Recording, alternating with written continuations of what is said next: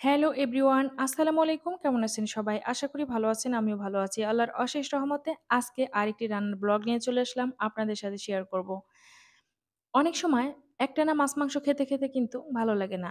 অন্যরকম একটু তরকারি হলে খেতে ভালোই লাগে। তো আজকে এইজন্য রান্না করব চিংড়ি মাছ দিয়ে কলমি শাক। অবশ্য চিংড়ি মাছ আমার কাছে খুবই কম ছিল ২ থেকে ৩ টা। সেই চিংড়ি মাছগুলি আমি আবার পিস, পিস করে নিয়েছি। আর ডিম ভেজে ডাল দিয়ে রান্না করব। এই খাবারটিও আমার কাছে ভীষণ প্রিয়। আমি মাঝে, মাঝে খাই এই খাবারটি। যখন মাছ-মাংস খেতে, খেতে একটু কেমন যেন লাগে তখনই এই খাবারগুলা আমি তৈরি করি। আর সেই সাথে করলা ভাজিটা আমার সবসময় ফেভারিট। আমি খুবই পছন্দ করি। তো এইখানে ১ম এই আমি ডালের রেসিপিটা করে নিব। সেইজন্য ডিম এখানে আমি ভেজে নিলাম ২ টা ডিম। আর ডিম একটু ছোট, ছোট করে কেটে, কেটে নিচ্ছি। কারণ সারামণি আছে, ও আবার একটু পর, পর যদি খায় তাহলে ১ পিস করে ডিমই দিতে হবে। আর সেই সাথে আমরাও খাবো। এজন্য একটু ছোট, ছোট পিস করে নিলাম। আর এখানে ফোড়ন দিয়ে দিচ্ছি ডাল রান্নার জন্য। এখানে সব ফোড়ন দিয়ে এখানে ডালটা আমি ভুনা করে নেব। মুসুরির ডাল দিয়ে রান্না করব। এইজন্য সকল উপকরণ এখানে আমি দিয়ে একটু পানি দিয়ে নাড়াচাড়া করে এটাকে কষিয়ে নিচ্ছি। মসলাটা কষানো হলে তরকারিটা খেতে কিন্তু ভীষণ ভালো লাগে। এইখানে যা, যা মসলা দেয়ার সবকিছু আমি দিয়েছি আর মসলাটা কষিয়ে নিচ্ছি। একটু, একটু পানি দিয়ে মসলাটা কষিয়ে নেওয়া হয়ে গেলে এখানে আমি সুন্দর করে ভিজিয়ে রেখে দিয়েছিলাম ডাল। ডালটা যদি ভিজিয়ে রাখেন তাহলে ডাল কিন্তু খুবই তাড়াতাড়ি সিদ্ধ হয়ে যায়। ডালটা ভিজিয়ে রেখে ধুয়ে সুন্দর করে এখানে কিন্তু দিয়ে এখন রান্না করে নিচ্ছি। ডালটা ফুটে গেছে অনেকটাই। তো এখন এই পর্যায়ে পর্যাপ্ত পানি দিয়ে দিলাম। আর কয়েকটা কাঁচামরিচ ফালি করে রেখেছিলাম, দিয়ে দিলাম। আর সেই সাথে ডিমটাও ছেড়ে দিয়েছি।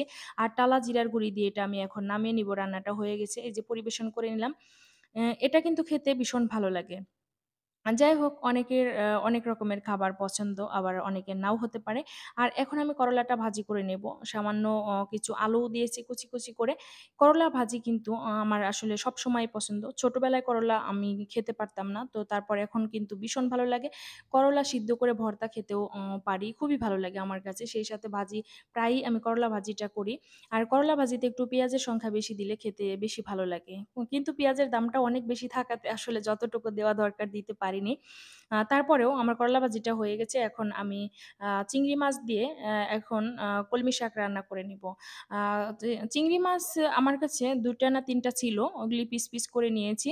এভাবে যদি আপনারা রান্না করেন হাতের কাছে অনেক সময় আ দেখা যায় যে খুবই কম উপকরণ থাকে, তা দিয়েও কিন্তু তৈরি করে নিতে পারেন এইভাবে। যাই হোক কলমি শাকের রেসিপিটা কিন্তু এখন আমি করে নিচ্ছি। এখানে আমি সকল মসলা দিয়ে একটু কষিয়ে নেব। কষানো হয়ে গেলে তারপর কিন্তু আমি আলু দেবো আবার সাথে। শাকের সাথে একটু আলুটা দিলে খেতে কিন্তু আরো বেশি ভালো লাগবে। এজন্য কয়েকটা আলু দিয়ে কষিয়ে নিলাম। আলুটা একটু আগে কষিয়ে নিয়েছি। এখন আমি কলমি শাকটা দিয়ে ঢাকনা দিয়ে কিন্তু ঢেকে রান্না করে নেব। এভাবে যদি আপনারা রান্না করেন তাহলে খেয়ে দেখবেন সত্যি অনেক ভালো লাগবে। আর শাকসবজি খাওয়া স্বাস্থ্যের জন্য এমনিতেই অনেক উপকার। এইজন্য আজকে কিন্তু খুবই হালকাভাবে রান্না করে নিলাম। তারপরেও এই খাবারগুলি কিন্তু ভীষণ উপকারী। যাই হোক প্রিয় ভিউয়ার্স, দেখতেই পাচ্ছেন আমার রান্না কিন্তু সব কমপ্লিট হয়ে গেছে।